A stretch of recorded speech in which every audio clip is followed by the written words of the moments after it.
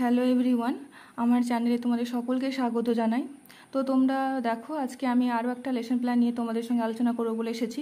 তো দেখো, আজকে আমরা যে দক্ষতার উপর আলোচনাটা রেখেছি সেটা হয়ে যাচ্ছে শিশু কেন্দ্রিক শিখন পরিচালন ক্ষমতা বিকাশের দক্ষতা। তো এভাবে তোমরা লিখবে যে দক্ষতার উপর লেসন প্ল্যান বানাচ্ছ এবং তার নিচে লিখবে কত নম্বর তোমাদের অনুপাতিকা হচ্ছে, কারণ আমরা সকলেই জানি যে আমাদের 40টা মতো লেসন প্ল্যান করতে হয়। তো দেখো, এখানে শিখন সংস্থার নাম, অর্থাৎ তোমরা যে কলেজ থেকে ডিলেট করছো সেই কলেজে কিছু ডিটেলস তোমাদেরকে এখানে দিতে হবে। দেখো, তোমরা যে কলেজ থেকে পড়ছো সেটার নাম, সেই কলেজের নাম তোমরা এখানে দেবে, সেই ইনস্টিটিউশনের নামটা তোমরা এখানে দেবে। শ্রেণী দ্বিতীয়, অর্থাৎ আজকে আমি যে ক্লাসের উপর লেসন প্ল্যানটা বানিয়েছি সেটা ক্লাস 2তে রয়েছে। শিক্ষার্থীর সংখ্যা 10 জন, কারণ আমরা সকলেই জানি যে মাইক্রো লেসন প্ল্যানের শিক্ষার্থীর সংখ্যা কম থাকে, সময়ও কম থাকে, 5 থেকে 6 মিনিট। শিক্ষার্থী শিক্ষিকার নাম, অর্থাৎ তোমাদের নাম এখানে হবে। ক্রমিক নাম্বার বলতে রোল নাম্বারকে বোঝানো হয়েছে এবং তারিখ দেবে। দেখো, আচরণাঙ্গ সমূহতে কি লিখেছি আমি, শিক্ষার্থীর সক্রিয় অংশগ্রহণ, যেহেতু এটা শিশুকেন্দ্রিক দক্ষতার উপর আলোচনা করছি আমি, তো বাচ্চারা এখানে সব থেকে বেশি অ্যাক্টিভ থাকবে। অ্যাক্টিভ বলতে কি বোঝানো হয়েছে, যে প্রশ্ন করার সঙ্গে সঙ্গে উত্তর দেবে, বাচ্চারা অন্যমনস্ক থাকবে না। তো সেটাই ধারাবাহিকতা বজায় রেখে মত প্রকাশ, অর্থাৎ আমার বিষয় কি, আমার বিষয় হচ্ছে বাংলা এবং আজকের পাঠ বুদ্ধির পরীক্ষা। তো এখান থেকে যে প্রশ্নগুলো করা হবে সেটা হয়ে যাবে ধারাবাহিকতা বজায় রেখে মত প্রকাশ। শিক্ষার্থীদের মধ্যে পারস্পরিক মিথস্ক্রিয়া, মিথস্ক্রিয়া মানে কি, ইন্টারাকশন করা, যেটাকে আমরা ইংলিশে বলছি। তো অর্থাৎ একে অপরের সঙ্গে আলোচনা। আমরা জানি যত মানুষের সাথে আমরা কথাবার্তা বলবো তত আমাদের কী হবে, জ্ঞানের ভাণ্ডার বাড়বে। তো সেই জন্য বাচ্চাদেরকে বলা হচ্ছে তোমরা একে অপরের সঙ্গে আলোচনা করো। তো সেই জন্য এটা হয়ে যাচ্ছে শিক্ষার্থীদের মধ্যে পারস্পরিক মিথস্ক্রিয়া। শিক্ষার্থীদের কাছে থেকে সিদ্ধান্ত গ্রহণ, অর্থাৎ এই যে বুদ্ধির পরীক্ষা পড়ে শিক্ষার্থীরা কী সিদ্ধান্তে পৌঁছলো, কত তারা জানলো, শিখলো, বুঝতে পারলো, সেটা তাদের সিদ্ধান্ত গ্রহণের মাধ্যমে তাদের কাছ থেকে জেনে নেওয়া। দেখো, শিক্ষিকার কাজ বা শিক্ষকের কাজ এখানে তোমরা লিখবে শিক্ষার্থীর কাজ, এবং এখানে যে আচরণ অঙ্গ সমূহগুলো আমরা পড়লাম উপরে সেগুলো এখানে লেখা হবে।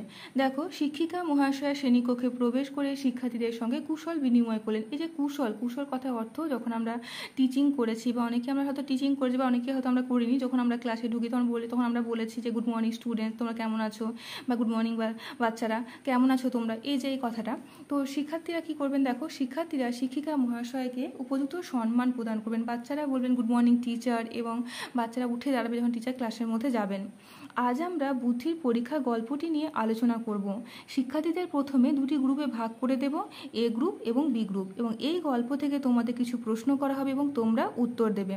তো দেখো, শিক্ষার্থীরা কি করবে না, শিক্ষার্থীরা শিক্ষিকা মহাশয়ের কথা মান্য করবে।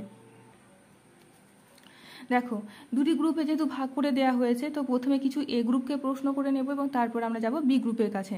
দেখো, তিথি তুমি এই গল্পের প্রথম 4টি লাইন পড়ে শোনাও। দেখো, আমি এখানে প্রথম 4টি লাইন লিখেছি, তোমরা এখানে 10, 12, 20 যাই লিখতে পারো, যেমন তোমাদের পাঠ্য আছে সেই বিষয় অনুযায়ী তোমরা লাইন লিখবে, বা তোমরা কিছু লাইন তুলে দিলে এবং সেখান থেকে ডট ডট দিয়ে বলে এতটা পর্যন্ত পড়ো, অথবা বলতে পারো প্রথম দুটি স্তবক বা প্রথম দুটি স্ট্যান্সা বা প্রথম দুটি প্যারা পড়ো, এটা তোমরা বলতে পারো।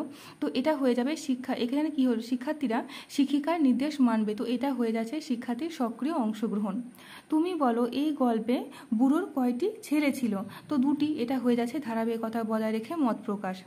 বুড়ো সারা জীবন খেটে খুঁটে কি জমিয়েছিল, অনেক টাকা কড়ি জমিয়েছিল, তো এটাও হয়ে যাচ্ছে ধারাবাহিকতা বজায় রেখে মত প্রকাশ। যেহেতু একই বিষয় দুবার, যেহেতু একই আচরণাঙ্গ সমূহ পরপর দুবার হচ্ছে, তো সেজন্য আমি এরকম চিহ্ন দিয়েছি, কিন্তু তোমরা যখন ফাইনাল খাতা তৈরি করবে তখন তোমরা কিন্তু পুরো কথাটা এখানে লিখবে। দেখো, তোমরা এবার আলোচনা করে বলো বুড়ো 2 ছেলেকে কত করে পয়সা দিয়েছিল, 1 পয়সা করে দুজনকে দিয়েছিল। তো এটা হয়ে যাচ্ছে শিক্ষার্থীদের মধ্যে পারস্পরিক মিথস্ক্রিয়া, কারণ এখানে আলোচনা করে কথা বলা হয়েছে। দেখো, পুতুল বলো যে বুড়োর ঘর ভরিয়ে দিতে পারবে, তাকে বুড়ো কি করবে বলেছিল, বুড়ো তার সম্পত্তির ভার তাকে দিয়ে যাবে। তো এটা হয়ে যাচ্ছে শিক্ষার্থীদের কাছ থেকে সিদ্ধান্ত গ্রহণ। তো বাচ্চারা বিষয়টা পড়ার পর এই সিদ্ধান্তে এসে পৌঁছেছে, এবং তারা যে সঠিক সিদ্ধান্তে এসে পৌঁছেছে সেটা তাদের কথাবার্তা শুনে আমরা বুঝতে পারছি। তো সেই জন্য এটা হয়ে যাচ্ছে শিক্ষার্থীর কাছ থেকে সিদ্ধান্ত গ্রহণ। দেখো, আমরা এ গ্রুপকে প্রশ্ন করেছি কিছু, এবার প্রশ্ন আমরা কিছু বি গ্রুপকে করে নেব।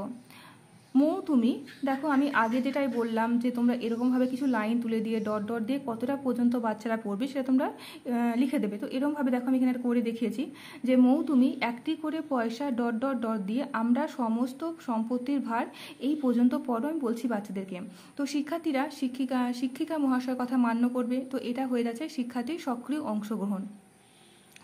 বড় ছেলে কি কিনে এনেছিল এবং সেটা দিয়ে কী করলো। বড় ছেলে খড় কিনে এনেছিল এবং সেটা সে কী করলো, বিছানাতে লাগালো।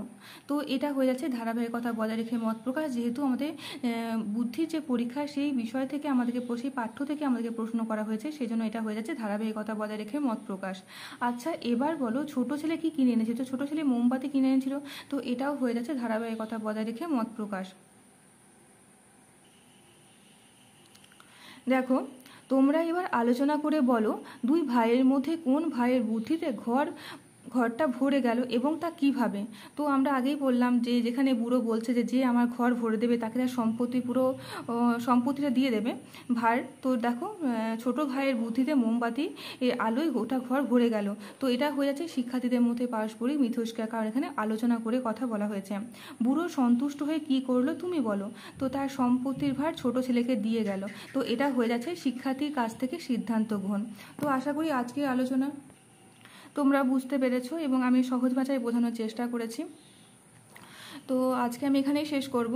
যদি আমার ক্লাস ভালো বা আমার আলোচনাগুলো যদি তোমাদের পছন্দ হয়ে থাকে তো প্লিজ একটু সাবস্ক্রাইব করে দিও এবং পারলে বন্ধুদের সঙ্গে একটু শেয়ার করে দিও।